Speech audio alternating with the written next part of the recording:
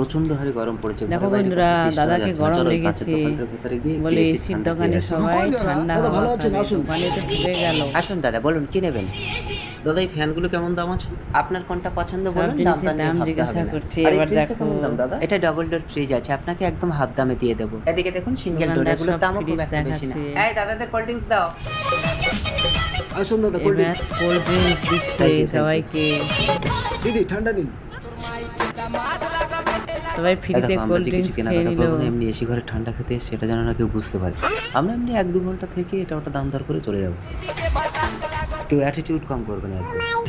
দাদা সবাই cold drinks খেয়েছেন তো? হ্যাঁ। আচ্ছা ওই এসিগুলো কেমন দাম আছে দাদা? ওগুলো বিভিন্ন ব্র্যান্ডের আছে, আপনি বলুন কোনটা নেবেন, আমি দাম বলছি। এবার আচ্ছা দাদা, এই দোকানদারকে বড় আসল টিভিটার কথা দাম? বললো যে আমরা আপনি তো কিছু সব নিবো জিনিসটার না, দাম এমনি শুনছেন, অ্যাকচুয়ালি আপনি নেবেন কি? প্রচণ্ড সত্যি কথা গরমের বলতে আমরা জন্য কিছু হাওয়া নিতে আসিনি খেতে দাদা, প্রচন্ড গরম পড়েছে এসি। তাই একটু এসির ঠান্ডা খেতে এসেছি।